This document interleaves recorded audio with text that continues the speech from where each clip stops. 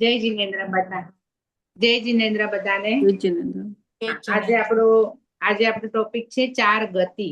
Okay, એટલે પહેલા આપણે સમજીએ ગતિ એટલે શું. ગતિ એટલે શું? ગતિ એટલે ચાલવું. ગતિ એટલે ગમનાગમન.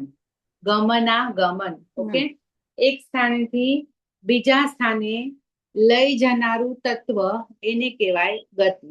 બરાબર છે. હવે ગતિમાં એવું છે કે તમને ગતિ કરવા માટે સાધન શું છે આપણી પાસે? છે, સ્કૂટર છે, સાયકલ છે. નહીં, તમારી પાસે ગતિ તમને જવું હોય તો ગતિ કરવા માટે તમારી પાસે શું છે?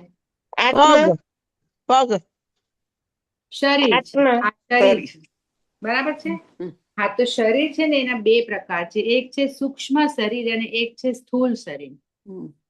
તો હવે તમને સૂક્ષ્મ શરીર છે ને એ બધા પાસે હોય જ. સ્થૂળ શરીર છે ને બધી ગતિના જીવો માટે અલગ અલગ હોય. તમે નામ સાંભળ્યા હશે 5 શરીરના નામ: ઔદારિક શરીર, વૈક્રિય શરીર, આહારક શરીર, તેજસ શરીર અને કાર્મણ શરીર. આ 5 શરીર છે, બરાબર. તો આ 5 માંથી જે કાર્મણ અને તેજસ શરીર છે ને એ બે સૂક્ષ્મ છે, એટલે ઇનવિઝિબલ, વી કાન્ટ સી, આપણને દેખાતા નથી એ બે શરીર, પણ આપણી સાથે હોય. અત્યારે મારી સાથે છે પણ મને દેખાય નહીં. તો મારી પાસે આ દેખાય એવું કયું શરીર છે? તો મારી પાસે એક મનુષ્ય તરીકે મારી પાસે ઔદારિક શરીર છે. જે આ દેખાય છે એ શરીર ઔદારિક છે. તો દેખાય એવા 3 શરીર છે: ઔદારિક, વૈક્રિય અને આહારક. ન દેખાય એવા 2 શરીર છે: તેજસ અને કાર્મ. તો જે સંસારમાં બધા જીવો છે ને એ બધા જીવો પાસે આ 2 શરીર કમ્પલસરી છે ને છે. જે સૂક્ષ્મ શરીર છે ને એ બધા જીવો પાસે છે. તો સપોઝ અત્યારે આપણે મનુષ્ય છે, તો હું અત્યારે આપણે મનુષ્ય પાસે એક આપણું વિઝિબલ શરીર કયું છે? તો ઔદારિક, બરાબર. અને તેજસ અને કાર્મણ બે નથી દેખાતા, તો આપણી પાસે 3 શરીર તો છે જ. હવે હું તમને એક સવાલ પૂછું, રેખાબેનને લંડન થી ઇન્ડિયા આવવું હોય તો આ 3 માંથી કયા શરીરનો યુઝ કરશે? ઔદારિક. વેરી ગુડ, ઔદારિક. એટલે કે સંસારમાં એક જગ્યાએથી બીજી જગ્યાએ જો ગતિ કરવી હોય, ગમનાગમન કરવું હોય, તો તમને કયું શરીર જોશે? એઝ અ મનુષ્ય કયું શરીર જોશે? ઔદારિક. પણ અગર મારો મૃત્યુ થઈ ગયું અને હું બીજી ગતિમાં જાઉં છું, હા, ગતિ એટલે ગમનાગમન, બરાબર. એક સંસારમાં રહીને એક જગ્યાએથી બીજી જગ્યાએ જવું એને પણ ગતિ કહેવાય, અને એક ભવમાંથી બીજા ભવમાં જવું એને પણ ગતિ કહેવાય. તો હવે મને અહીંયા મારું મૃત્યુ થઈ ગયું ને નેક્સ્ટ બર્થ કદાચ મારો તિર્યંચમાં છે, તો હું અહીંયાથી ત્યાં જાઉં છું, તો મને કયું શરીર જોશે આ 3 માંથી? તેજસ. તેજસ અને કાર્મણ બે જોડેદાર સાથે જોઈ. તેજસ અને કાર્મણ. તેજસ અને કાર્મણ શરીર એ સાથે જ આવવાના છે. આ શરીર હું એ છૂટી જવાનું છે મારું, પણ તેજસ કાર્મણ શરીર મારા આત્માની સાથે છે. એ ક્યારે છૂટશે? આ બે શરીર આત્માથી ક્યારે છૂટા પડશે? જ્યારે આપણો આત્મા મોક્ષમાં જશે ત્યારે. મોક્ષ. જ્યાં સુધી આ સંસારમાં ભવ ભ્રમણ ગતિ ગમનાગમન કર્યા જ કરશું ત્યાં સુધી આ બે શરીર આપણી સાથે સૂક્ષ્મ ઇનવિઝિબલ શરીર રહેશે ને રહેશે. પણ જ્યારે મારો મોક્ષ આવશે ત્યારે હું મારું વિઝિબલ શરીર છોડીશ, એની સાથે ઇનવિઝિબલ શરીર પણ છૂટશે અને મારો આત્મા જશે મોક્ષ. ક્લિયર? સમજાણું? સૂક્ષ્મ શરીર છે અને સ્થૂળ શરીર છે. સૂક્ષ્મ શરીર બધાની સાથે હોય ને હોય જ. તો એ બે કયા છે? તેજસ અને કાર્મણ. અને બાકીના 3 છે એ જેવી ગતિ તમને એ પ્રમાણે તમને શરીર મળે. હવે સપોઝ આપણી મનુષ્ય ગતિ છે તો આપણને ઔદારિક શરીર મળે. ઓકે, ઔદારિક સાથે તેજસ કાર્મણ તો આવેલા જ છે, એટલે 3. હા, એટલે 3 શરીર આપણને મળે. આટલું ક્લિયર થઈ ગયું? ગતિ, સૂક્ષ્મ શરીર. હા, હવે ગતિ કેટલી છે? તો 4 ગતિ છે. 4 ગતિ છે. 4. આપણે જે છીએ એ મનુષ્ય ગતિ, પછી દેવમાં જાય એ દેવ ગતિ, જે જીવ નરકમાં જાય એને નરક ગતિ કહેવાય, અને તિર્યંચમાં પણ ઘણા બધા પ્રકાર આવે છે, જે આપણે તિર્યંચ શીખશું ત્યારે હું તમને કહું છું. અત્યારે આપણે પેલા મનુષ્ય ગતિ કરીએ. મનુષ્ય એટલે શું? તો કે જે મનન કરી શકે, જે ચિંતન કરી શકે, જે ધર્મ કરી શકે છે, જે મોક્ષમાં જવા માટે પુરુષાર્થ કરી શકે છે, જે સિદ્ધ બની શકે છે, એવી ગતિ મનુષ્યની છે. કારણ કે આ એક જ ગતિ એવી છે જ્યાંથી આપણને મોક્ષ મળી શકે છે. બાકી 3 ગતિમાંથી આપણો મોક્ષ થતો નથી. આપણને ગમે એમ કરીને હરી ફરીને છેલ્લે મનુષ્ય ગતિમાં આવવું જ પડે છે, કારણ કે આ એક જ ગતિ એવી છે કે જ્યાંથી તમને મોક્ષ મળી શકે છે. અચ્છા, આપણે બધા જીવ છે સંસારમાં, એના ટોટલ ભેદ કેટલા? ચારેય ગતિના મળીને ભેદ કેટલા થાય? 563. 563. 563, બરાબર. 563, yeah. તો એ ચારેય ગતિમાં ડિવાઈડ થાય છે 563 ભેદ. તો આપણે મનુષ્યના ભેદ કેટલા થાય? તો કે 303. તો મનુષ્ય કઈ ટાઈપના હોય? તો મનુષ્ય ગર્ભજ પણ હોય અને સમોર્છિમ પણ હોય. ગર્ભજ એટલે શું? તો કે માતાના ગર્ભમાંથી જે જીવ જન્મ લે એને ગર્ભજ મનુષ્ય કહેવાય, બરાબર. માતા પિતાના સંયોગથી જે જીવ માતાના ગર્ભમાં જન્મ લે એને ગર્ભજ મનુષ્ય કહેવાય. અને સમૂર્છિમ એટલે શું? તો કે મનુષ્યની 14 પ્રકારની અસુચિમાં જે જીવ ઉત્પન્ન થાય. અસુચિ એટલે આપણી ગંદકી. પ્રતિક્રમણ જેને આવડતું હશે એમાં સમૂર્છિમ મનુષ્યનો પાઠ છે. ઉચ્ચારે સુવા, પાસવણે સુવા, ખેલે સુવા, સિંધાણે સુવા આવે છે, ખ્યાલ છે બધાને? હા, તો એ બધી આપણી અસુચિ છે, આપણી ગંદકી છે, આપણી લોહી, આપણી પરુ, આપણું રસી, આપણા નાકના કચરા, આ બધી જે ગંદકી છે એમાં આપણે થૂકીએ, આ બધામાં જીવ ઉત્પન્ન થાય છે. આપણું યુરિન જે પણ હોય એ બધામાં. તો એમાં જે જીવ ઉત્પન્ન થાય છે, મનુષ્યની 14 પ્રકારની અસુચિ છે. તમે જોવો તો પ્રતિક્રમણની બુકમાં પાઠ છે સમૂર્છિમ જીવનો પાઠ. એકવાર તમે એના મિનિંગ વાંચી જજો, તમને ખબર પડશે કે આપણી અસુચિ કઈ આવે. તો અશુચિ એટલે ગંદકી. ઓકે, તો આપણી જે ગંદકીમાં જીવ ઉત્પન્ન થાય એને સમૂર્છિમ મનુષ્ય કહેવાય. શું કહેવાય? સમૂર્છિમ મનુષ્ય. પણ એક એનું એવું છે કે સમૂર્છિમ મનુષ્ય ફક્ત ને ફક્ત અંતર્મુહૂર્ત સુધી જીવે, ત્યાં સુધીમાં એ મરી જ જાય. અંતર્મુહૂર્ત એટલે કેટલી મિનિટ? 48. હા, 48 મિનિટ, બસ. એટલાથી વધારે એ જીવ જીવે નહીં. તો મનુષ્યમાં બે ભાગ પડે, એક છે ગર્ભજ અને એક છે સમૂર્છિમ. ગર્ભજ એટલે જે આપણી જે માતા પિતાના માના ગર્ભમાંથી જે જીવ જન્મ લે એ બધા ગર્ભજ કહેવાય. અને આ અસુચિ વાળા જીવ છે ને સમૂર્છિમ કહેવાય. તો આવા મનુષ્યના 303 ભેદ પડે છે. હવે કઈ રીતે ડિટેલ બહુ છે, કારણ કે કર્મભૂમિ, અકર્મભૂમિ, અંતર્દ્વીપ, બધે અલગ અલગ પ્રકારના મનુષ્ય હોય છે. એ બધાને એડ કરી અને એના જે ભાગ પડે છે એમાં 303. આપણે બહુ ડિટેલમાં નથી જતા, કારણ કે એ બહુ હાર્ડ પડશે તમને. હું ખાલી તમને એટલે કહું છું કે 563 ભેદ આપણે નાનું એવું ડિવિઝન કરી નાખીએ, અહીંયા છૂટા પાડી દઈએ કે મનુષ્યના 303 ભેદ થાય. ઓકે, હવે મનુષ્ય ગતિમાં જવાના કેટલા કારણ? કોઈ પણ ગતિમાં જવું હોય ને એ બધાના 4 કારણ છે. 4 રીઝન થી આપણને આ મનુષ્ય ભાવ મળ્યો છે. 4 માંથી કોઈ પણ એક એવું કર્યું હશે આપણે બહુ ઉત્કૃષ્ટપણે કે જેના કારણે આપણને મનુષ્ય ભાવ મળ્યો. તો એ મનુષ્યમાં જવાના 4 કારણ છે. પેલું છે ભદ્રિકતા, બીજું છે વિનીતતા. સંભળાય છે બરાબર? જી, બરાબર. ભદ્રિકતા, વિનીતતા, નમ્રતા અને અમત્સરતા. અમત્સરતા. આ જે લખવું એ લખજો, પછી હું ક્વેશ્ચન પૂછવાનું છે એટલે તમારે 4 નામ લખવા હોય તો લખી નાખો. પ્લીઝ સ્લોલી મને ફરીથી કહેશો, કારણ કે હું ઇંગ્લિશમાં લખું છું, ગુજરાતી. હા, વાંધો નહીં, બોલો. હા, કારણ કે છેલ્લે હું ક્વેશ્ચન પૂછીશ ને તો તમને આની જરૂર પડશે. હા, એટલે પ્લીઝ પેલા ભદ્રિકતા.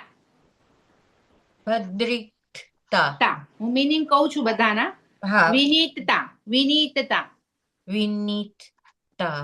નમ્રતા. નમ્રતા. અને અમત્સરતા. સરતા. ઓકે, ભદ્રિકતા એટલે શું? સરળતા, ટ્રાન્સપરન્ટ, કપટ નહીં, કોઈ કપટ રહિત. જેવા તમે અંદર છો ને એવા બહાર, ટ્રાન્સપરન્ટ કહેવાય ને. જે તમારા મનમાં છો એ જ તમે બોલો છો. ઘણી વાર આપણે એવું કરતા હોય કે આપણે બોલીએ કાંઈ ને મનમાં કાંઈ કોઈ અલગ હોય, પણ આપણે બોલવા માટે સારું બોલી નાખીએ, પણ આપણને અંદરથી એના માટે સારા ભાવ ન હોય. પણ આમાં શું છે, જેવું તમારા અંદરના ભાવ છે એવા જ તમારા બહારના ભાવ છે. એને કહેવાય ભદ્રિકતા. એવા હતા સરળ ગૌતમ સ્વામી. કોણ હતા એવા? ગૌતમ સ્વામી એટલા સરળ, એટલા બધા જ્ઞાન એમની પાસે, એટલા બધા શિષ્ય એમની પાસે, પણ ભગવાનની પાસે આવતા જ કેટલી સરળતા એમની હતી.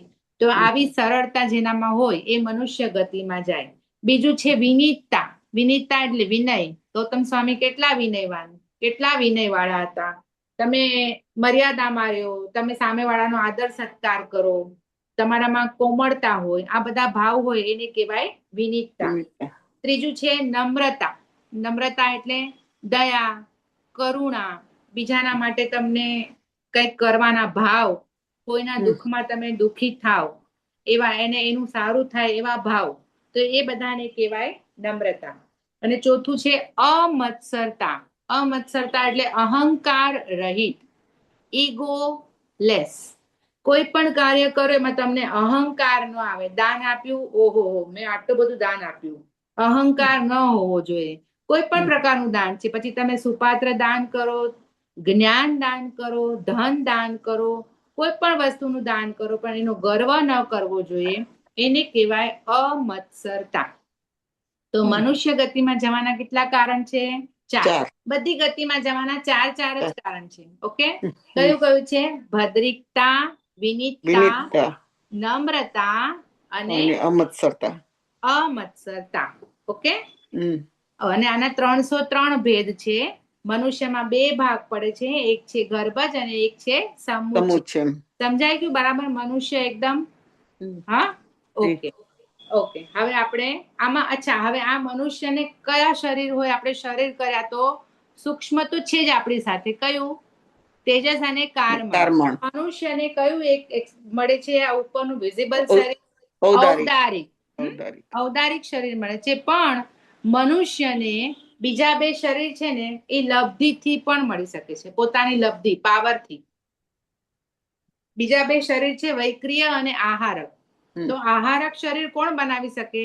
તો 14 પૂર્વી સાધુ, જેને 14 પૂર્વનું જ્ઞાન હોય ને એવા સાધુ, નોટ સાધ્વી, હા, ખાલી સાધુ, જેને 14 પૂર્વનું જ્ઞાન હોય એવા સાધુ જ આહારક શરીર બનાવી શકે. હવે સાધુ એટલે મનુષ્ય ગતિ આવી કે નહીં? તો આહારક શરીર પણ મનુષ્ય જ બનાવી શકે, પણ લબ્ધિધારી સાધુ હોય, જેને 14 પૂર્વનું જ્ઞાન હોય, એ જ ફક્ત આહારક શરીર બનાવી શકે. એના સિવાય બીજું કોઈ ના બનાવી શકે. અને વૈક્રિય લબ્ધિ જેમની પાસે હોય, એ વૈક્રિય શરીર પણ બનાવી શકે છે. વૈક્રિય લબ્ધિ ઘણાને જન્મથી મળી હોય, કાં તો કોઈને પાછળથી લબ્ધિ થાય પ્રાપ્ત પોતાની સાધનાથી. તો વૈક્રિય લબ્ધિ એટલે આપણે વૈક્રિય શરીર હમણાં શીખશું ને, એટલે તમને ખ્યાલ આવશે કે કેવું હોય. ઓકે, હવે બીજી ગતિ છે આપણી નરક ગતિ. નરક એટલે શું? તો કે ન પ્લસ અર્ક. ન એટલે નથી, અર્ક એટલે પ્રકાશ. હા, અજવાળું, પ્રકાશ. જ્યાં પ્રકાશ નથી એને કહેવાય નરક. જ્યાં જીવો રડે છે, જ્યાં જીવો બૂમો પાડે છે, અને એને કયા દેવો કષ્ટ આપે છે? ત્યાં પરમાધામી દેવ છે, એ એમને કષ્ટ આપે છે. આવી જગ્યાએ જે જીવ ઉત્પન્ન થાય છે એને નારકી કહેવાય, અને એ જગ્યાને નરક કહેવાય. બરાબર? ન પ્લસ અર્ક એટલે કે જ્યાં પ્રકાશ નથી. હવે નરક વાળો જીવ છે, એને 2 શરીર તો, ઇનવિઝિબલ શરીર તો છે જ. કયા 2? ઘડી રિપીટ કરું છું, તમને યાદ રહે એટલા માટે હું રિપીટ કરું છું. કયા 2 ઇનવિઝિબલ શરીર? તેજસ અને કારમણ. હા, જેને સૂક્ષ્મ શરીર, તેજસ અને કારમણ.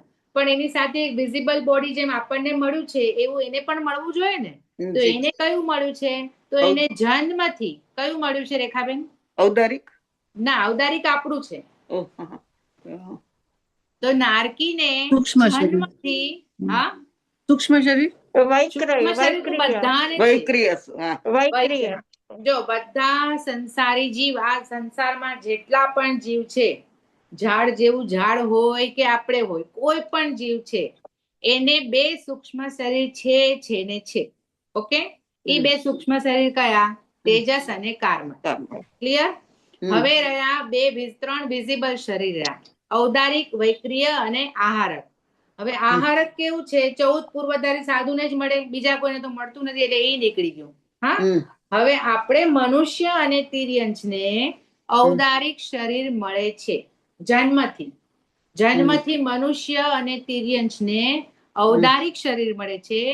દેવતા અને નારકીને જન્મથી વૈક્રિય શરીર મળે છે. ઓકે, ફિક્સ છે, જન્મથી એને વૈક્રિય શરીર મળે.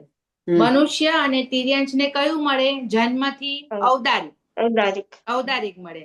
લબ્ધિથી મનુષ્ય કયું લઈ શકે? આહારક અને વૈક્રિય. પણ જન્મથી તેજસ કાર્બન તો છે જ, એ તો ભેગું જ રહેવાનું છે. હવે મને જન્મથી કેટલા શરીર? 3. કયું? ઔદારિક તેજસ કાર્બન. મને વૈક્રિય લબ્ધિ આવી તો મને કેટલા શરીર મળે? આવે 4. વૈક્રિય લબ્ધિ આવી તો વૈક્રિય શરીર થઈ ગયું ને. ઓકે, એવી રીતે. તો એવી રીતે નરકના જીવને જન્મથી કેટલા શરીર? 2. જન્મ 3 કયા? વૈક્રિય તેજસ વૈક્રિય અને તેજસ કાર્બન. કાર્બન. હવે એને આમાં ન વધે, કારણ કે એને કોઈ આહારક શરીર કે ઔદારિક શરીર એને નથી મળવાનું, એટલે એની પાસે 3 શરીર છે. હા, ઓકે, ક્લિયર. હવે નરક કેટલા છે? તો 7 છે. 7 ધમા, આ 7 નરકના નામ કહું છું. હા, ધમા, વંશા, શીલા, અંજના, રીઠ્ઠા, મઘા અને માગવતી. આ 7 નરકના નામ છે. ઓકે, એ 7 નરકના ગોત્ર છે. જેવું ગોત્રનું નામ છે એવી એ નરકની ક્વોલિટી છે. પહેલું નરકનું ગોત્રનું નામ છે રત્નપ્રભા, શર્કરા પ્રભા, વાલુકા પ્રભા, પંક પ્રભા, ધૂમ પ્રભા, તમસ પ્રભા ને તમહ તમસ પ્રભા. હવે આ નામનો જે અર્થ થાય ને એવી પ્રકારની એ નરક છે. ઓકે, સૌથી પહેલું શું હતું? રત્નપ્રભા. એ પહેલા નરક ધમા નામની જે નરક છે એનું ગોત્ર છે રત્નપ્રભા. રત્ન એટલે શું? તો એ પહેલી નરકમાં 16 ટાઈપ્સ ઓફ રત્ન છે. તો તમને એમ થાય નરકમાં રત્ન, પણ એ રત્ન એવા ધારદાર હોય કે એના પર નારકીના જીવને ઘસડીને લઈ જાય એટલે નારકીના જીવને પીડા થાય. એટલે પેલી નરક શેનાથી બનેલી છે? તો 16 પ્રકારના રત્નથી ભરેલી છે. એટલે એ નરકનું ગોત્ર છે રત્નપ્રભા, અને એ નરકનું નામ છે ધમા. તે તમે લખો ને તો એમ લખજો, નરકનું નામ, નરકનું ગોત્ર. એટલે નામ લખો તો ધમા, ગોત્ર લખો તો રત્નપ્રભા, અને એ નરક કેવી છે? તો 16 પ્રકારના રત્નો વાળી છે. ઓકે, બીજું છે શર્કરા પ્રભા. હવે શર્કરાનો મિનિંગ જ છે પથ્થર, તીક્ષ્ણ અને ધારદાર પથ્થર કહેવાય શર્કરા એટલે. તો એ જમીન ધારદાર પથ્થરો, તીક્ષ્ણ અણીવાળા પથ્થરોની બનેલી છે બીજી નરકની જમીન, જેના પર પરમાધામી દેવો નારકીના જીવોને ઘસડીને લઈ જાય અને એને પીડા થાય. નારકીના જીવોને એક ક્ષણ માટે પણ શાંતિ મળતી નથી. ફક્ત ને ફક્ત પીડા મળે છે. એ લોકો ફક્ત ત્યાં રડે, દુઃખી થાય. એ લોકોને 10 પ્રકારની તીવ્ર વેદના ત્યાં ભોગવવાની જ હોય છે. બધું તીવ્ર જ હોય, કાંઈ લિમિટમાં હોય જ નહીં. જે પણ થાય, ઠંડી તો તીવ્ર, ગરમી તો તીવ્ર, ભૂખ લાગે તો તીવ્ર, તરસ લાગે તો તીવ્ર, અતિશયોક્તિ, જેને કહેવાય ને કે આનાથી વધારે કોઈ હોય જ ન શકે, એટલું હાઈટ્સ, એટલી બધી એને એ હોય, એટલે તીવ્ર હોય, એટલી ક્ષેત્ર વેદના છે એમની. નરક જે ક્ષેત્ર એટલે એરિયા, તો એ ક્ષેત્રની એમની 10 પ્રકારની વેદના હોય છે નારકીના જીવોને. ઓકે, એટલે પેલું થયું રત્નપ્રભા, બીજું થયું શર્કરા પ્રભા, ત્રીજું છે વાલુકા પ્રભા. વાલુકા એટલે રેતી. પેલા નામ નરકના અલગ છે. હા, ધમા, વંશા, પેલા 7 નરકના નામ એક બાજુ લખજો, એક બાજુ ગોત્ર જે લખતા હોય એટલે મિસ્ટેક ન થાય. ધમા, વંશા, શીલા, અંજના, રીઠ્ઠા, મઘા અને માગવતી. આ 7 નરકના નામ છે. હવે ગોત્ર લખીએ આપણે તો રત્નપ્રભા, શર્કરા પ્રભા. હવે ત્રીજું આવ્યું વાલુકા પ્રભા. વાલુકાનો મતલબ રેતી છે. હવે રેતી હોય તો તમને એમ થાય રેતીમાં શું પીડા થવાની નારકીના જીવોને? પણ રેતી હોય એ ધગધગતી ગરમ રેતી હોય. હવે એ ગરમ રેતીમાં નારકીના જીવોનું શરીર આળોટે તો એ રાડો નાખે કે ન નાખે? ગરમ. આપણે જરાક જમીન ગરમ હોય અને ચપ્પલ વગર ચાલે તો આપણું શું થાય? તો હવે એટલી ગરમ રેતીમાં એના શરીર આળોટે તો એ નારકીના જીવોને અસહ્ય પીડા થાય. ઓકે, ચોથું આવશે પંક પ્રભા. પંક એટલે શું? તો જયારે આપણે અહીંયા, તમારે તો કઈ એવું નહીં થતું હોય, પણ અમારે અહીંયા જરાક ખાડા ખાબોચિયા ભરાઈ જાય તો કાદવ કીચડ ભરાઈ જાય, મડ જેને કહેવાય ને મડ. પણ ત્યાં પણ મડ, પણ એ મડ કેવું? પંક એટલે લોહીના માંસ વાળું કાદવ કીચડ હોય એવી જમીન છે આખી ચોથા નરકની. આપણે જરાક ખાબોચ્યું એક પાણીનું કાદવ વાળું હોય તો આપણે એમાં પગ રાખી શકીએ? આપણે સાઈડમાંથી ચાલીને વયા જઈએ, આપણે ન ગમે. પણ એમને તો આખી જમીન જ એવી છે, ખાલી લોહીના માંસના કાદવ કીચડ વાળી જમીન છે. એ ચોથા નરકની. આપણને અત્યારે સાંભળવામાં ઓલું થાય છે, પણ આપણને ખબર નથી આપણે કેટલી વાર જઈને આવ્યા છું ત્યાં. પાંચમું છે ધૂમ પ્રભા. ધૂમ એટલે ધુમાડો. પણ ધુમાડો કેવો?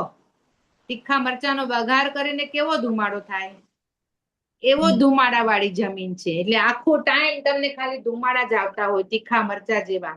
તો એમાં જ એ લોકોને રહેવાનું, નારકીના જીવોને. પછી છઠ્ઠું છે તમસ પ્રભા. તમસ એટલે અંધારું. જ્યાં અંધારું જ છે, જે નરકમાં, એને કહેવાય તમસ પ્રભા. અને સાતમી નરકનું નામ છે તમસ પ્રભા, એટલે ઘોર અંધકાર. અંધકારમાં પણ વધારે, જેમાં એક તારાનો બી પ્રકાશ આવે ને તો એ લોકોને અજવાળું લાગે, એટલું અંધકાર. આ બધા જીવને ફક્ત ને ફક્ત ત્યાં વેદના જ મળતી હોય છે. ક્યારે એ જીવને શાંતિ મળે ખબર છે? જ્યારે તીર્થંકર ભગવાનનું કઈ કલ્યાણ થાય ને, એ સમયે એમને એક પળ માટે, એક ક્ષણ માટે એ લોકોના જીવને સાતા મળે ફક્ત. બાકી તો એ લોકો આ જ કરતા હોય. પેલી 3 નરકમાં પરમાધામી દેવ હોય ને, એ હેરાન કરે, પીડા આપે, મારે, બધું કરે. પણ પાછળની જે 4 નરક છે ને, એમાં તો પરમાધામી દેવ પણ નથી. નારકીના જીવ જ એકબીજાને મારતા હોય. એ લોકો જ સામે એકબીજાને મારતા હોય. હવે નારકીમાં જન્મ કેવી રીતે થાય? મનુષ્ય તો સમજે, આપણે માતાના ગર્ભમાં જન્મ થાય છે કે સમુચી આપણા આસોચીમાં જન્મ થાય છે. નારકીમાં જીવ કેવી રીતે જન્મ લે? કુંભીમાં. Very good. કુંભી એટલે શું ખબર છે? આપણું માટલું હોય ને, તો એ માટલુંનું આ ગોળ હોય, પેટ હોય એ મોટું હોય, અને ઉપરનું મોઢું હોય નાનું હોય, બરાબર ને? ઉપરનું મોઢું નાનું હોય અને એનો જે ગોળાકાર જે ભાગ છે એ મોટો હોય, એમાં અંદર નારકીના જીવ હોય. હવે એમાંથી એને બહાર આવવું હોય, પણ મોઢું છે એ બહુ નાનું છે, તો આખું એક જીવ બહાર કેવી રીતે આવી શકે? ન આવી શકે. એટલે એ રાડો પાડે કે મને બહાર કાઢો, બહાર કાઢો. એનો શ્વાસ રૂંધાતો અંદર, પણ બહાર નીકળી ના શકે. આખું શરીર એનું બહાર આવી ના શકે. ત્યારે પરમાધામી દેવ શું કરે? એના હાથ કાપે, પગ કાપે, માથું કાપે, શરીર કાપે, બધી એક એક વસ્તુ બહાર કાઢે. અને પછી બહાર આવે ને એટલે ઓટોમેટિક જોઈન્ટ થઈ જાય પાછા. કેમ આવું થાય છે? વૈક્રિય શરીર. હા, કારણ કે એમની પાસે વૈક્રિય શરીર છે. વૈક્રિય શરીરને હાડકા, માંસ, આપણી જેમ આપણી અંદર લોહી, હાડકા, માંસ બધું હોય ને, વૈક્રિય શરીર પાસે એવું કાંઈ નથી. એટલે એમનું શરીર કાપો તો પાછું જોડાઈ જાય. જે રીતે મર્ક્યુરી છૂટું પડી જાય તો પાછું ભેગું થઈ જાય ને. મર્ક્યુરીના 2-3 દાણા પડ્યા હોય તો એ ભેગા થઈ જાય કે નહીં? એવી રીતે વૈક્રિય શરીર જોડાઈ જાય. તો પરમાધામી દેવ એક એક એના બોડી પાર્ટ બહાર કાઢે, અને બહાર આવે એટલે પાછા એ જોડાઈ જાય. પણ આપણે એને એક હાથ કાપે તો પીડા કેટલી થતી હોય. તો એ બધી પીડા એમને ભોગવવાની. નરકમાં ફક્ત ને ફક્ત વેદના જ ભોગવવાની છે. ઓકે. હવે નરકમાં જવાના 4 કારણ. આપણે જે જીવ નરકમાં જાય છે એના 4 કારણ છે. મહાઆરંભ, મહાપરિગ્રહ, પછી માંસ મદિરા અને પંચેન્દ્રિયનો વધ. 4 કારણ છે. લખી નાખજો, આના પર સવાલ જવાબ આવશે પાછળ, એટલે કહું છું. મહાઆરંભ, મહાપરિગ્રહ, માંસ મદિરા અને પંચેન્દ્રિયનો વધ. હવે મહાઆરંભ પણ હિંસા છે અને પંચેન્દ્રિયનો વધ પણ હિંસા છે. બરાબર? આમાં બે બોલ એવા છે. 4 કારણમાંથી 2 કારણ છે જેમાં હિંસા આવે છે. મહાઆરંભ એટલે બી હિંસા, અને પંચેન્દ્રિયનો વધ એટલે બી હિંસા જ થઈ ને. પણ તો મહાઆરંભમાં કોની હિંસા? તો એકેન્દ્રિય જીવોની હિંસા, જે બહુ મોટા પ્રમાણમાં કરી હોય, એકદમ મોટા આરંભ સમારંભ કરે, એમાં બહુ વધારે પડતા એકેન્દ્રિયના જીવોની હિંસા થાય. જેવી રીતે કોઈ જંગલ કપાવે, જંગલ સળગાવે, તળાવને બધું ઓલું કરે, તળાવ બનાવડાવે, ખાણ ખોદાવે, આ બધું થાય, એમાં બધા એકેન્દ્રિય જીવની અતિશય હિંસા થાય. કારણ કે એમાં વનસ્પતિ, ઝાડ, પાંદડા, અગ્નિકાય, વાયુકાય, પૃથ્વીકાય, બધા જીવોની ખૂબ બહુ મોટા પ્રમાણમાં હિંસા થાય છે. તો એમાં એવું હોય ને કે જો તમે કુવા કે વાવ કે તળાવ ખોદાવો તો હિંસા જીવોની થાય, પણ પાણી મળે એમાંથી તો માણસોને તૃષા પણ સંતોષ થાય. સંતોષાય છે, પણ હવે આમાં કઈ રીતની શેના રીતે કરાવે છે એ લોકો. હવે ખાણ ખોદાવે છે, એ ખાણ શેના માટે ખોદાવતા હશે? ચાલો એ અલગ. આમાં બરાબર છે, પાણી બી સંતોષાય છે, પણ એ વ્યક્તિને કઈ રીતનું એ કરે છે એ પણ છે ને આમાં ઇમ્પોર્ટન્ટ. પોતાના તૃષા માટે કરે છે કે પોતાના ઓલા માટે કરે છે, એ બી એ જોવાનું ને. તો આ રીતે જે બહુ મહાઆરંભમાં જેમાં મોટા પ્રમાણમાં એકેન્દ્રિય જીવની હિંસા થાય તો એ જીવ ક્યાં જાય? નરકમાં જાય. મહાપરિગ્રહ. મહાપરિગ્રહ શું? એક ક્વેશ્ચન છે. હા બોલો. આપણે અત્યારે બહુ બધી મોટા પાયા ઉપર દીક્ષા થાય છે. હા. અને કેટલું મોટા મોટા સમારંભ થાય છે, તો એ લોકોને પણ એ પાપ તો લાગતું જ હશે ને? બધા મોટા આચાર્ય મહારાજ સાહેબ હોય છે. બરાબર, તમારી વાત મોટા પ્રમાણમાં હમણાં કરે છે. હા, પણ એ આરંભ સમારંભ કરે છે, પણ એમાં શું છે, આજનું જનરેશન ને એટ્રેક્ટ કરવા માટે અત્યારે એ જરૂરી થઈ ગયું, તો આ જનરેશન આવશે નહીં. હવે એમને ધર્મ પમાડવાના ભાવ છે, એમને બીજું આરંભ સમારંભ કરવાના ભાવ નથી. અહીંયા ભાવ શું છે, આપણે એનું બહુ મહત્વ છે.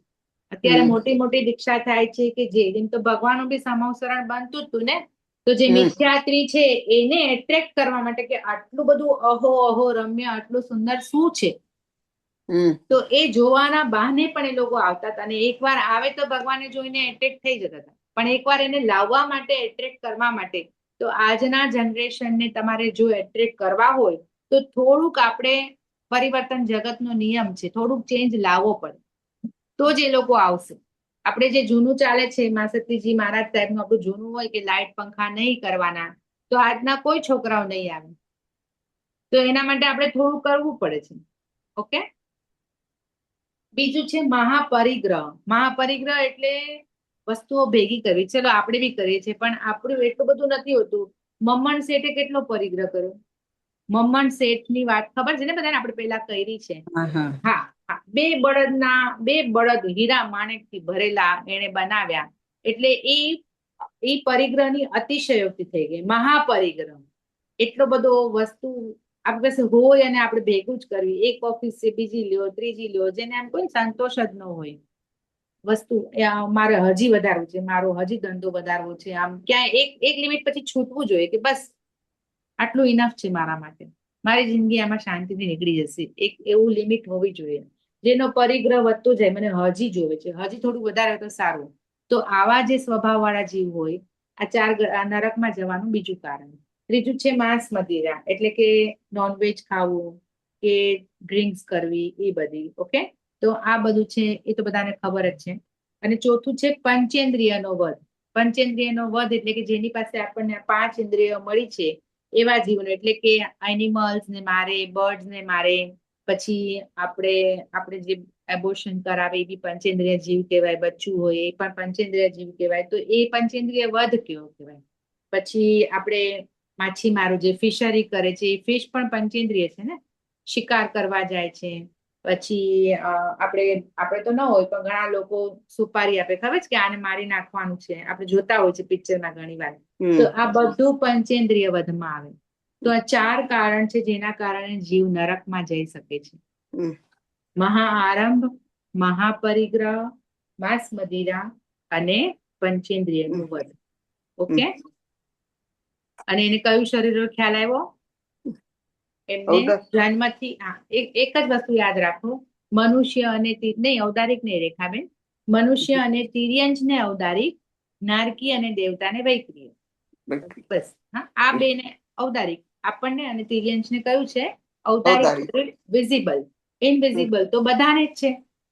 ઇનવિઝિબલ તો બધાને જ છે. તેજસ અને કાર્બન શરીર તો હું મરી જઈશ તો મારા આત્મા સાથે આ ઔદારિક શરીર અહીંયા પડ્યું રહેશે, પણ મારા આત્માની સાથે તેજસ અને કાર્બન શરીર જવાનું. એ છૂટવાનું નથી, કારણ કે એમાં મારો કર્મનો જથ્થો ભેગો પડ્યો છે, એટલે મારી સાથે જ આવશે. કાર્બન શરીર એટલે શું?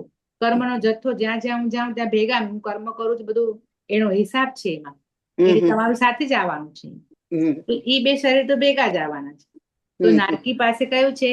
વૈક્રિય. તો એનું વિઝિબલ શરીર છે, અને ઇનવિઝિબલ કયા છે? તેજસ અને કાર્બન. ઓકે. હવે આપણે જોઈએ આના ભેદ કેટલા? 7 નરકના, પર્યાપ્તા, અપર્યાપ્તા એટલે 14 ભેદ. મનુષ્યના 303 ભેદ હતા, નરકના 14 ભેદ થાય. નરક કેટલી છે? 7 છે. એના પર્યાપ્તા અને અપર્યાપ્તા એટલે 14 ભેદ થાય. ઓકે. ત્રીજી છે દેવગતિ. દેવગતિ એટલે શું? જે રિદ્ધિ સિદ્ધિ ભોગવે, જે દેવલોકમાં રહે, જેમના જેની પાસે વૈક્રિય લબ્ધિ હોય, જે વૈક્રિય લબ્ધિથી એને જે કરવું એ કરે છે, એમની ઈચ્છા પ્રમાણે યથેચ્છ ક્રીડા કરી શકે. યથા ઈચ્છા, યથેચ્છ એટલે યથા ઈચ્છા, એને જે ઈચ્છા થાય એ કરી શકે, કારણ કે એની પાસે એવી વૈક્રિય લબ્ધિ છે કે એને જે બનાવવું બનાવી શકે. એ લોકોને પાણી બહુ ગમે, એને ગાર્ડન બહુ ગમે, તો ત્યાં કઈ ઓરિજિનલ રિયલ ન હોય દેવલોક. એ લોકો પોતાની લબ્ધિથી એવું ક્રિએટ કરે, તળાવ બનાવે, સ્વિમિંગ પુલ બનાવે, ગાર્ડન બનાવે, એ પોતે ક્રિએટ કરે, ત્યાં હોય નહીં પણ એ ક્રિએટ કરે, કારણ કે એ લોકો પાસે એવી લબ્ધિ છે. જેવું નાનું મોટું શરીર પોતાને બનાવવું હોય એ બનાવી શકે, એને જે કરવું એ કરી શકે. તો આવું જે શરીર છે અને દેવ જે રીતે સીધી ભોગવી શકે એને કહેવાય દેવગતિ. ઓકે. હવે દેવોમાં એક વિશિષ્ટતા છે, કેટલી બધી, કારણ કે એમને આપણે જેમ મનુષ્યને ગર્ભની વેદના જે હોય એવું ન હોય, કારણ કે દેવ કેવો જન્મે? તો યુવાન જ જન્મે, યંગ જ જન્મે. એ કોઈ દિવસ આપણી જેમ એને બચપન, યુવાની કે બુઢાપો આવું ના હોય. એ ફક્ત 32 વર્ષનો યુવાન જન્મે તો 32 વર્ષનો જ રહે, ના એને મોટો થાય કે નહીં નાનો હોય, બસ આવો જ હોય. તો 32 વર્ષનો યુવાન જન્મે તો કેવી રીતે જન્મે? કુંભીમાં જન્મે છે. મનુષ્યનો જીવ માતાના ગર્ભમાં જન્મે છે, તો દેવલોકના દેવ કેવી રીતે જન્મે? કેની શૈયા હોય? ફૂલોની પાકડીમાંથી એક મનુષ્ય આળસ મળીને ઉભો થાય એટલે દેવ જન્મ, આમ બસ એવી રીતે એનો જન્મ થાય. એટલું ઇઝીલી એનો જન્મ થઈ જાય. આમ આળસ મળીને દેવ બેઠા થઈ જાય ત્યાં એનો જન્મ થઈ જાય. અને યંગ જ હોય, એને ક્યારેય કોઈ રોગ ન આવે, કાંઈ ન થાય, એને કોઈ દિવસ બુઢાપો ન આવે. એ લોકો જમીનથી અદ્ધર ચાલે. આ બધી એની ક્વોલિટી છે. જમીનથી 4 આંગળ અદ્ધર ચાલે, જમીન પર ન ચાલે. એમની આંખો બ્લિંક ન થાય, એમના ગળામાં ફૂલોની માળા હોય, એ ક્યારેય કરમાય જ નહીં. ક્યારે કરમાય ખબર છે? 6 મહિના પહેલા જયારે દેવલોકનું આયુષ્ય પૂરું થવાનું હોય ને, 6 મહિના બાકી હોય ને, ત્યારે તેની ફૂલોની માળા કરમાય. એટલે એ લોકો ખબર પડી જાય કે હવે મારું અહીંયા આયુષ્ય પૂરું થઈ ગયું દેવલોકનું. આ બધી એની એમનો શેડો ન પડે, આમ એમના શ્વાસોશ્વાસ સુગંધી હોય. આ બધી એમની વિશિષ્ટતા છે. આ બધી દેવોની ક્વોલિટી છે. હવે દેવગતિમાં કોઈ જાય જીવ તો એના બી 4 કારણ છે. કયા છે? તો પેલું છે સંયમ. પેલું કારણ છે સંયમનું પાલન. એટલે કે જે સાધુ સાધ્વી હોય, જેને દીક્ષા લીધી હોય, જેને 5 મહાવ્રતનું પાલન કર્યું હોય, જે રાગ દ્વેષ રહિતનું જીવન જીવતા હોય, એવા જે જીવો છે, એટલે આપણા ઇન સિમ્પલ સાધુ સાધ્વી, જેને દીક્ષા લીધી હોય, એ બધા જીવો ક્યાં જાય? દેવલોકમાં. બીજું છે સંયમા સંયમ.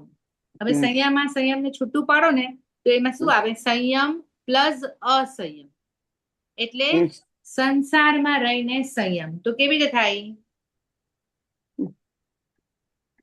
સંસારમાં રહીને સંયમ જીવન જેવું જીવવું એને શું કહેવાય? તો કે શ્રાવકના 12 વ્રત જેને લીધા હોય ને એને કહેવાય સંયમા સંયમ. સંયમ પ્લસ અસંયમ. દીક્ષા નથી લઈ શકતા, પણ હું અહીંયા લઈને શ્રાવકના 12 વ્રત લઉં છું, તો મારું શું કહેવાય?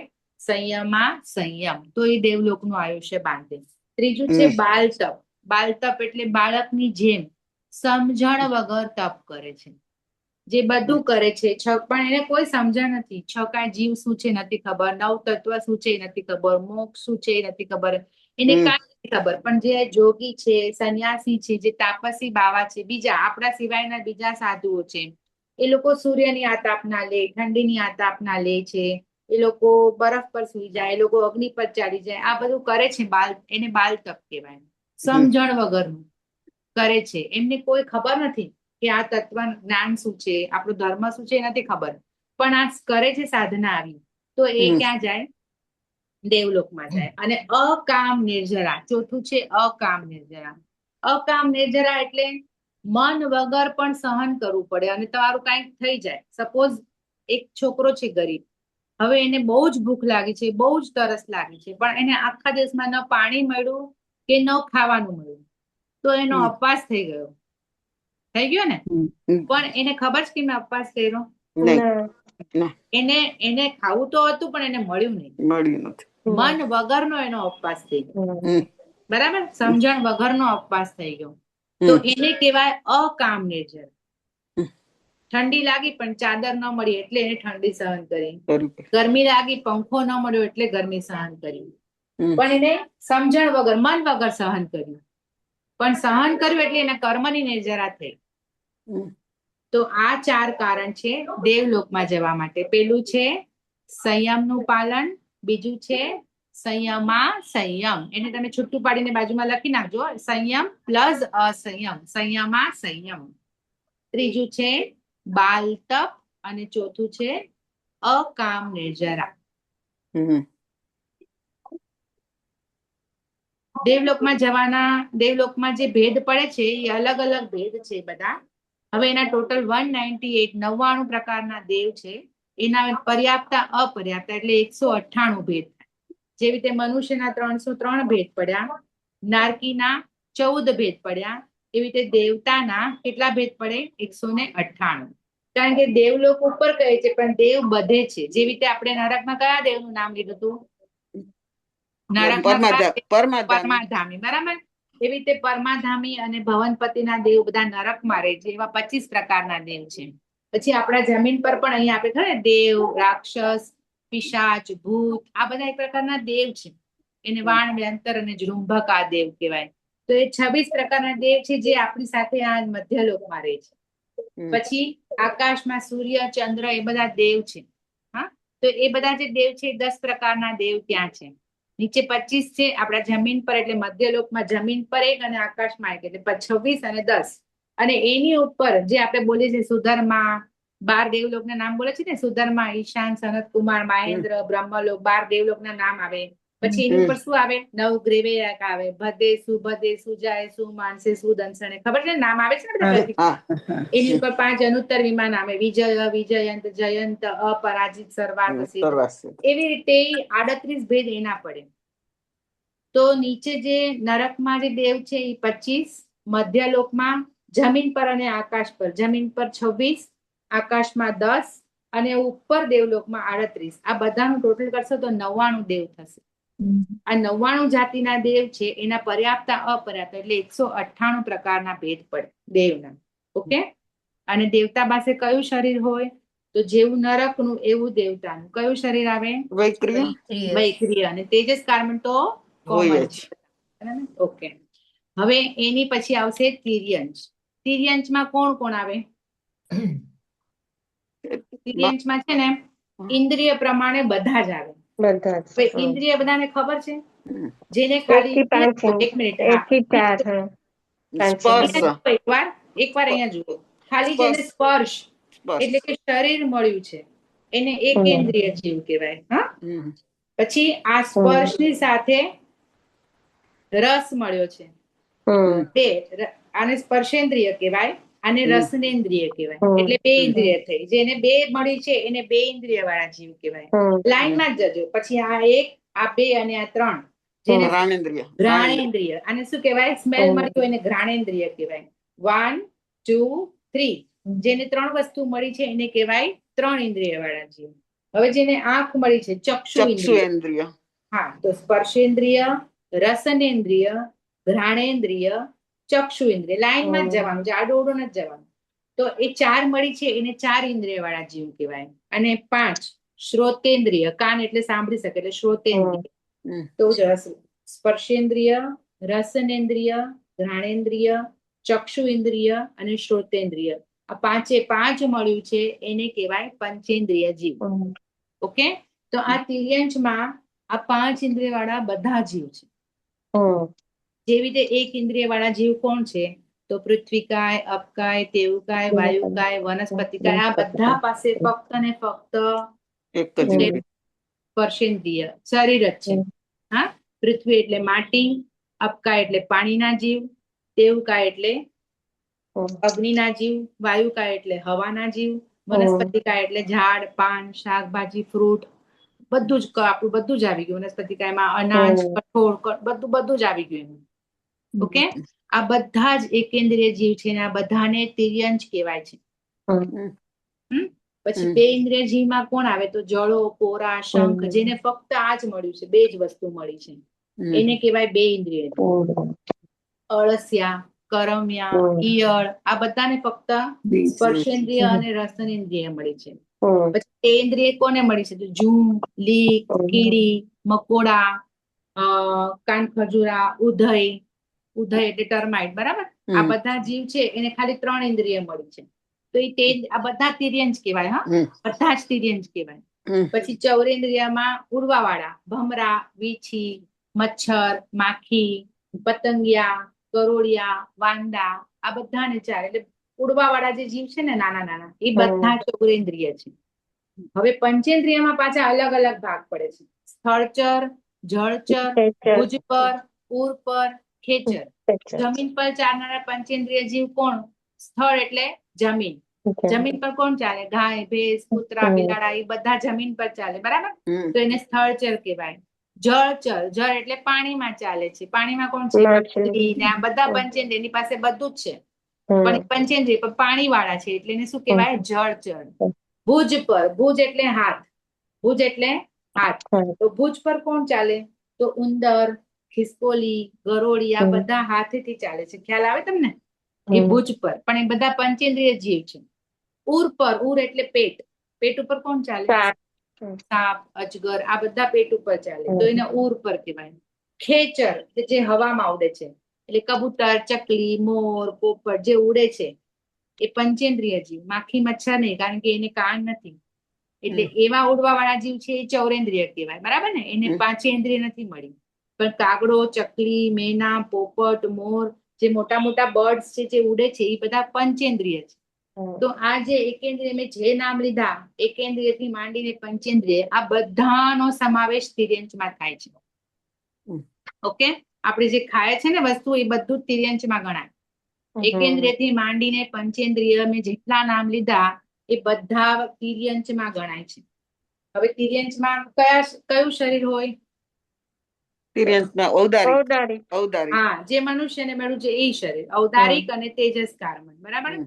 દેવતા અને નારકીને વૈક્રિય શરીર છે, અને તેજસ કાર્બન તો છે જ. હવે તિર્યંચમાં જવાના 4 કારણ. તિર્યંચમાં જવાના 4 કારણ: માયા, ગૂઢ માયા, અસત્ય ભાષણ અને ખોટા તોલામાપ. હવે જો અહીંયા માયાના 2 બોલ આપ્યા છે. જેવી રીતે નરકમાં મહાઆરંભ અને પંચેન્દ્રિય વધ 2 હતા, બરાબર ને? બંનેમાં હિંસા જ હતી, પણ એકેન્દ્રિયની હતી, એકમાં પંચેન્દ્રિયની હિંસા હતી. હવે અહીંયા પણ માયાના 2 બોલ અલગ આપ્યા છે.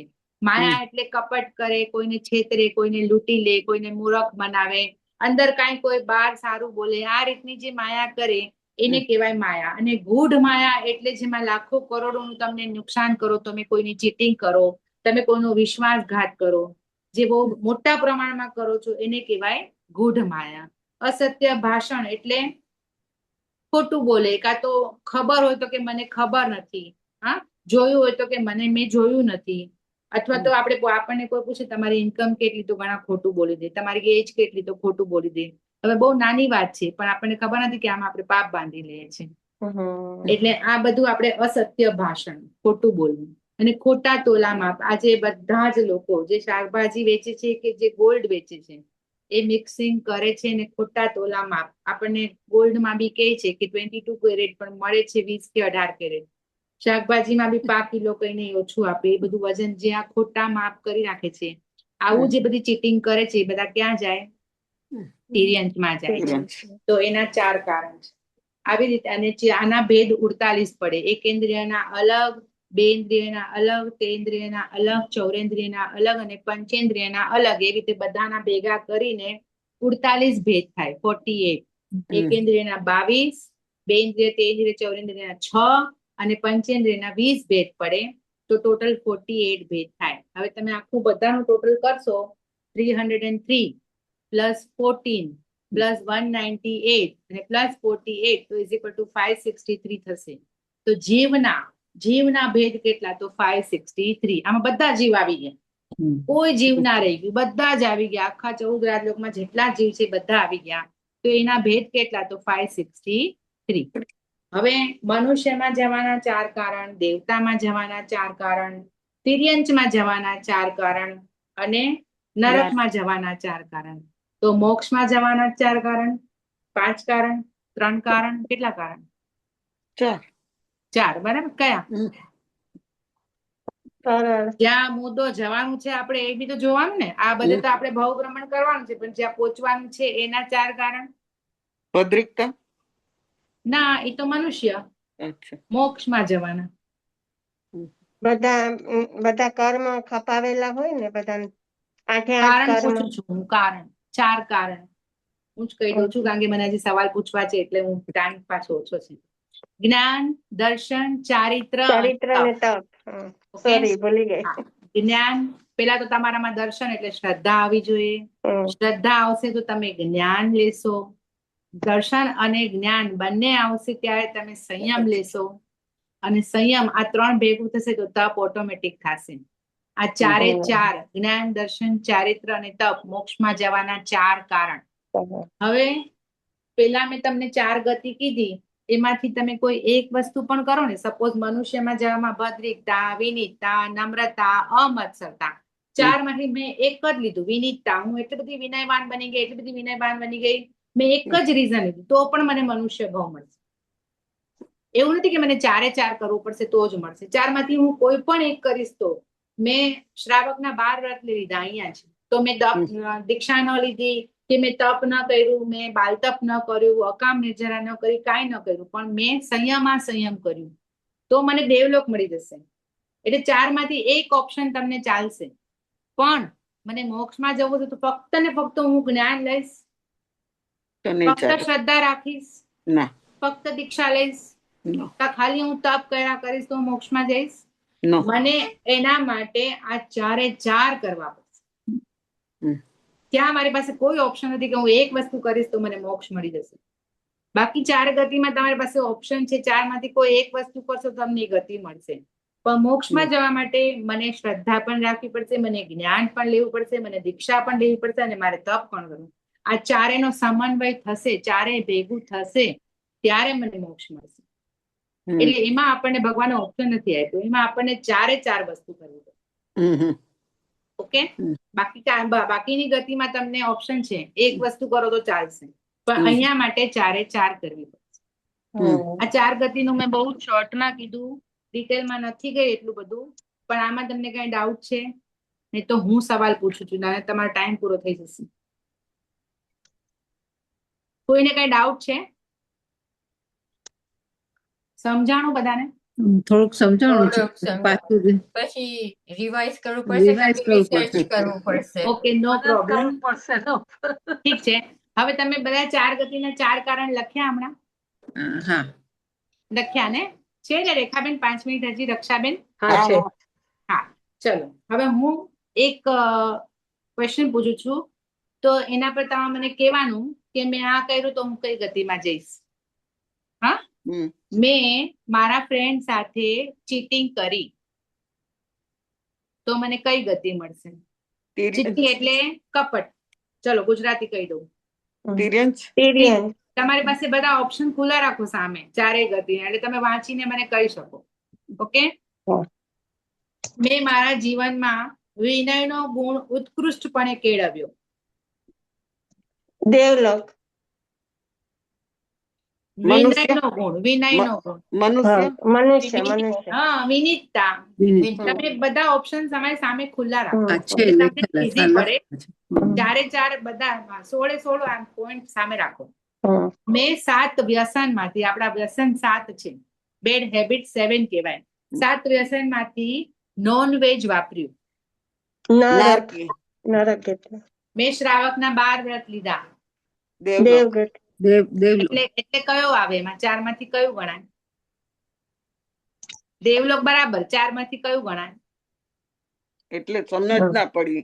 એટલે મેં શ્રાવકના 12 વ્રત લીધા, હું દેવલોકમાં ગઈ, તો દેવલોકમાં જવાના 4 કારણ છે ને, એમાંથી કયું કારણ પકડ્યું તમે? બીજું. હા, સંયમ. મારા ફ્રેન્ડના પપ્પાએ બહુ મોટું ફ્રોડ કર્યું અને લાખો કરોડોનું સ્કેમ કર્યું. તિર્યંચ. કયું આવશે? કયો બોલ આવશે એમાં? તિર્યંચ. તિર્યંચ બરાબર. કયું કારણ પકડ્યું? 4 કારણ છે. માયા કપટ ચોરી. અપરિગ્રહ છે જ નહીં સેમાય. ગુડ માયા. ગુડ ગુડ માયા. માયા. ગુડ માયા. ગૌતમ સ્વામી બુદ્ધિમાન હતા પણ ખૂબ સરળ હતા. ભદ્રિકતા. એટલે કયું? ગતિ કઈ? મનુષ્ય. મનુષ્ય. મમ્મણ શેઠ મહાપરિગ્રહી હતા. તિર્યંચ ગતિ. નારકી. મહાઆરંભ મહાપરિગ્રહ. મહાઆરંભ મહાપરિગ્રહ માંસ મદિરા અને પંચેન્દ્રિય વધ. હિંસાય આવે એમાં હિંસાય આવે ને? હિંસા હે? એમાં હિંસા પણ આવે ને મહાઆરંભમાં? હા, એટલે મેં મહાપરિગ્રહી કીધું. મેં હા, સવાલ પરિગ્રહ. પૂછ્યો ને, મમ્મણ શેઠ મહાપરિગ્રહી હતા. હા હા 5 મહાવ્રત, 5 સમિતિ અને 3 ગુપ્તિનું પાલન કરે છે એવા સંયમી. દેવલોકમાં. કયું કારણ? સંયમ. 12 વ્રત. ના, સંયમ. લબ્ધિથી 5 સંયમ. મહાવ્રત, 5 સમિતિ અને 3 ગુપ્તિ. 5 મહાવ્રત. એટલે 5 સાધુ. સંયમ. સંયમ. સાધુ સંયમ નું પાલન. 5 સંયમ. મહાવ્રત સાધુ સંયમ. થઈ ગયા ને. સાધુ. એક બિલાડી ગાડી નીચે આવી ગઈ પણ બચી ગઈ, પણ એને જરાક વાગ્યું. એને જોઈને મને દુઃખ થયું અને મને થયું જલ્દી એને સારું થઈ જાય. અનુકંપા. દયા આવી એટલે શું? હા, દયા. મનુષ્ય ગતિ. હા, ભદ્રિકતા, વિનીતતા, એના પછી શું છે? નમ્રતા. નમ્રતા. નમ્રતાનો ગુણ. અમત્સરતા. એકેન્દ્રિય જીવોની મોટા પ્રમાણમાં હિંસા થઈ. તો કયું આવશે? નારકી. હા, પણ કયો બોલ 4 માંથી? મહાઆરંભ. મહાઆરંભ. Very good. તાપસો અને જટાધારી બાવા સૂર્યની આતાપના લે છે. દેવલોક ગતિ. હા, પણ કયો 4 માંથી કયું કર્યું એને? સંસારી સંયમા. એટલે હું નામ ભૂલી ગઈ. બાલતપ. બાલતપ. Very good. બાલતપ. હા. મારો ફ્રેન્ડ ક્યારેય પોતાની એજ અને ઇન્કમ સાચી કે જ નહીં. જૂઠું બોલવું એટલે નારકી. ના, તિર્યંચ. તિર્યંચ. એટલે કયો બોલ આવશે? તમે લખ્યા છે તો તમે જોઈને મને કહો ને. લખ્યા હોય નથી, મેં નથી લખ્યા. કારણ કે અસત્ય ભાષણ. અસત્ય ભાષણ. સત્ય એટલે સાચું બોલવું. એટલે આવી ગયું એટલે ખોટું બોલવું. ભાષણ એટલે બોલવું. બરાબર ને? ગોલ્ડમાં કે ગ્રેન્સ અનાજમાં મિક્સિંગ કર્યું, ભેળસેળ કરી. તિર્યંચ ગતિ. કયો બોલ આવશે એમાં? તિર્યંચમાં 4 માંથી શું આવશે? વીણાબેન, તમે લખ્યા છે ને? હા, લખ્યા છે પણ તમે જેમ પૂછો છો ને એ મારે લખવામાં ભૂલ થઈ છે. The way I did it is different. I don't know how. Okay, તિર્યંચમાં શું આવશે? ખોટા તોલામાં. ખોટા તોલામાં. ખાવાનું ન મળ્યું એટલે અપવાસ થઈ ગયું. બાલતપ. ના, નામ ભૂલી ગઈ. પણ કયો? ગતિ કઈ? એ તો દેવલોક ને. દેવલોક. અકામ નિર્જરા. અકામ. અકામ નિર્જરા. જ્ઞાનનું દાન આપ્યું પણ અહંકાર ન કર્યું. એ તો દેવલોક છે. દેવલોક. મનુષ્ય. મનુષ્ય. અમત્સરતા. મનુષ્ય ગતિ. એક ગુંડાને કોઈ માણસને મારવાની સુપારી આપીને ખૂન કરાવ્યું. એટલે એ તમ નારકી. શું આવશે? પંચેન્દ્રિય વધ. બરાબર? સમજાણ? બરાબર. તમે બોલો પછી અમે બધા જવાબ આવડે છે, અમને નથી આવડતા. આ ગતિ છે ને 4 ગતિ, આ મેં બહુ નાનું કીધું છે. આને એકદમ ડિટેલ પણ છે બહુ, પણ મેં તમને બધું બહુ શોર્ટમાં કીધું. હવે જે મેં તમને 303 ભેદ કીધા ને, એ 303 ભેદ હજી બહુ ડિટેલમાં છે. મેં તમને ખાલી જરાક કીધું ગર્ભજ અને સમૂહ છીમ, પણ એમાં 101 કેવી રીતે 303 કેવી રીતે થાય ને એનું આખું ડિવિઝન છે. પણ પછી બહુ હાર્ડ થઈ જાય. જેવી રીતે 48 તિર્યંશના ભેદ છે એની પણ આખી ડિટેલ છે, દેવતાની બી આખી ડિટેલ છે, પણ મેં તમને અત્યારે બહુ શોર્ટમાં 4 ગતિ કીધી. આપણે તો એ જાણવું છે કે કઈ ગતિમાં કેવી રીતે જવાય અને આપણે હવે શું કરવાનું છે. બરાબર ને? બેટાબેન, તમે અમને શીખવાડ્યું હતું, પણ એમાં પણ ઘણું બધું મેં મારી નોટ્સ વાંચી. તમે આપણે જયારે કર્યું હતું ને, તો એમાં ઘણું બધું નથી. આમાં તમે અત્યારે જે બોલ્યા ને એમાં મેં કઈ એટલું લખ્યું જ નતું. અચ્છા. એટલે ઈ મારે ફરીથી સાંભળવો પડશે ઓડિયો. ઓકે, હવે રેકોર્ડિંગ મને લાગે છે બંધ કરવું હોય તો કોઈને કઈ પૂછવું છે ને તો રેકોર્ડિંગ ના, બંધ. એટલે આ છે ને બધું રિસર્ચ કરીને ફરીથી